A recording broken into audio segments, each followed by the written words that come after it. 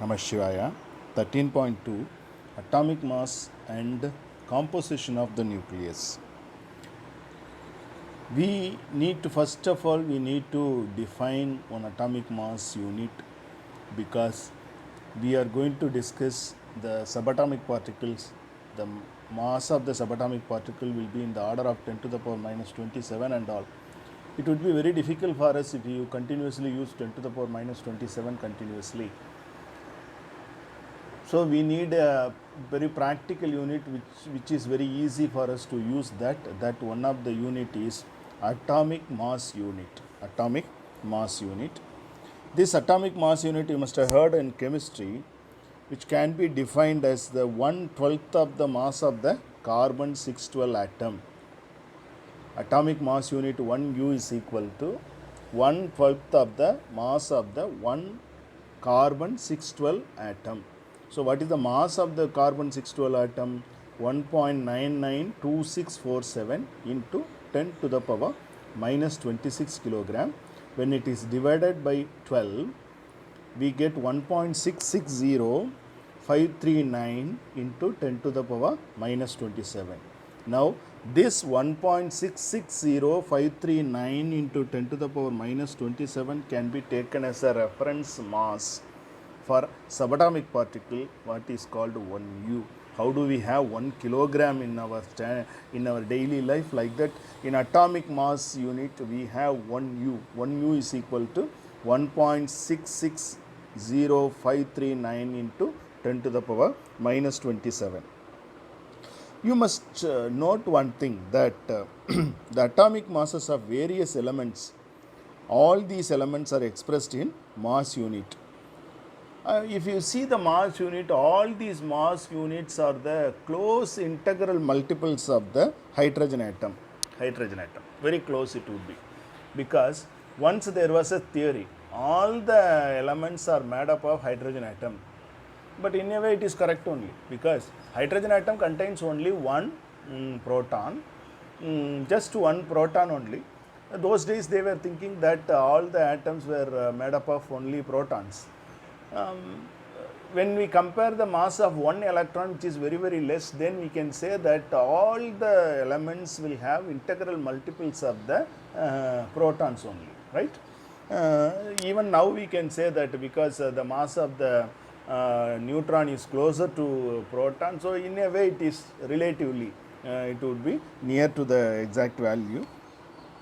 So there is a problem with this value, integral multiples also.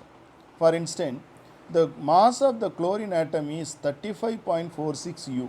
35.46 U. Mass of the chlorine atom is 36.46 U. Because you must know that how do they find the atomic masses? You see, they are using, because same element will have different isotopes. The isotopes, you know very well that mass, atomic number will be the same, but mass number will differ. Mass number will differ. Isotopes means, isotope means same place. Where they will be in the same place? Same place in the sense in periodic table they will be in the same place. Isotopes. Then they normally one element will be the mixture of different isotopes. For instance, when you take chlorine, the chlorine has got two isotopes. One is 34.98 atomic mass unit. Another one atomic mass is 36.98. This 34.98 in the relative abundance 75.4 percentage will be there. 36.98 chlorine isotope will have only 24.6 only. So we can roughly calculate that what is the relative the mass atomic unit. 75.4 into 34.98 plus 24.6 into 36.98. If you do that, we will have to divide by 100, then we will get the value. The value is 35.47. This 35.47 agrees with the atomic mass of the chlorine, because you know very well all these isotopic masses are being found by using the device atomic mass spectrograph. Mass spectrograph, there is one device is there. When we have the ions of the particular element, then we can easily find out the mass of the isotopes. If there are 3 isotopes, we can find out the 3 masses. 4 isotopes, we can have 4 isotopes, 4 masses. We have a system, what is called a mass spectrograph. Using that only we find. So, even in the lightest element we can say, what is that lightest element? Hydrogen. This hydrogen has got 3 masses, isotopic masses. One is 1.0078 U, then 2.0141 U, and 3.016 U. All these are isotopic masses. Keep in your mind, though there is a 4 digit after the decimal, don't round it off. Especially in nuclear physics, what we need to understand is we cannot use logarithmic table, because logarithmic table will have only 4 digit value. We cannot round it off also. All these work, all these sum, all the multiplication, addition, subtraction should be done without any rounding off. If there are 5 digit, we have to use 5, all the 5.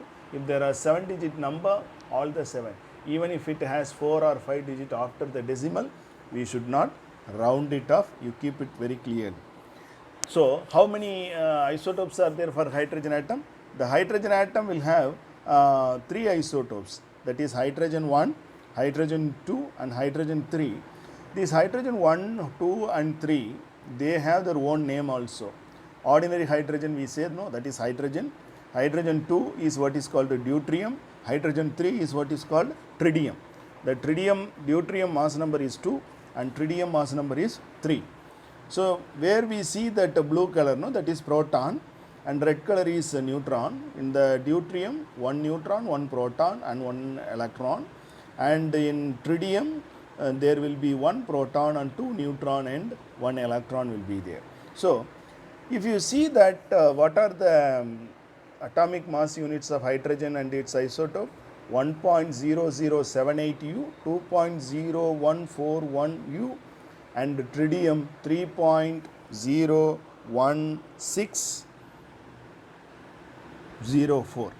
Out of all these things, the relative abundance, when we see, no, the relative abundance of the hydrogen atom, we can say that almost 99.985% is ordinary hydrogen only. Ordinary hydrogen.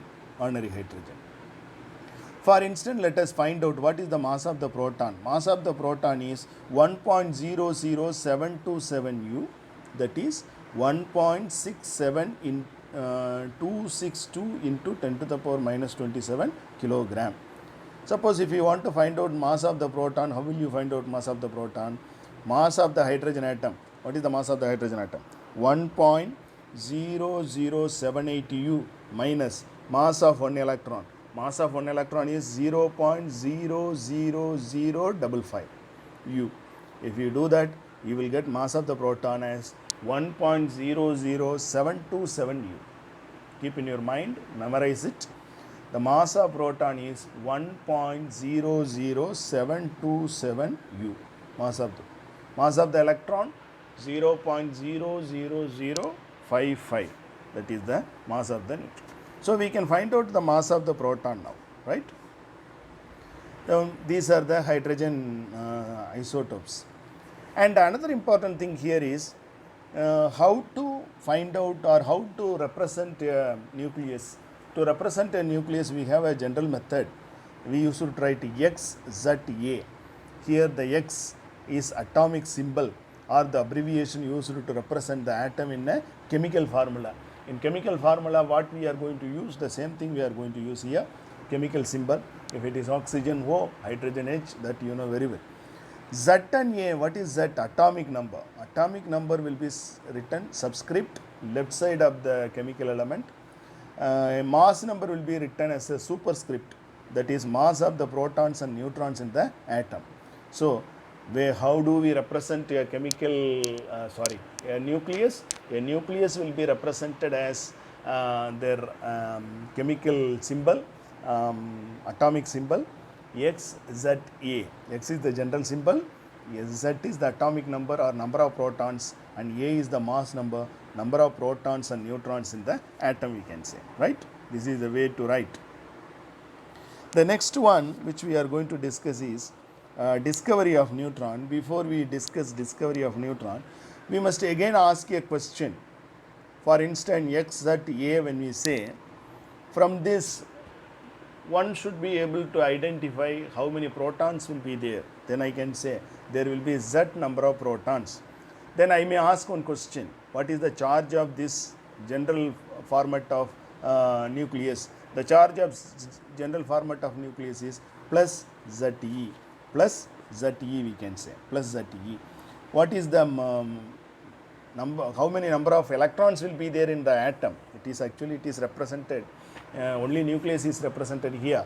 But suppose if you see that it is an atom, what will you say? How many electrons will be there? You know very well, number of protons is equal to number of electrons. So Z number of electrons will be there. Okay. How many neutrons will be there? A minus Z number of neutrons will be there. How do we say that A minus Z? A is the mass number is the total number of nucleons. What are the nucleons? Protons and neutrons are called nucleons, or in a way we can say constituents of the nucleus. In the first introductory part we had a discussion. What are the constituents of the nucleus? Inside the nucleus, what are there? Inside the nucleus, protons are there, neutrons are there. Once they thought that there will be some electrons also, but later it's proved that no electron can stay inside. Though the mass is very, very small, the electron cannot stay inside because it needs more space to occupy. More space to occupy, which is very, very difficult for that electron to stay inside because it needs more space. Though it is very small, it needs lot of space, almost like a popcorn. Popcorn is, you see, popcorn, when we do that, no, after frying that, it becomes, volume becomes very big. Like that, the electron, no, the electron, though it is very, very small, it cannot stay inside. Cannot stay inside. The next one, discovery of neutron, that we will discuss in the separate video.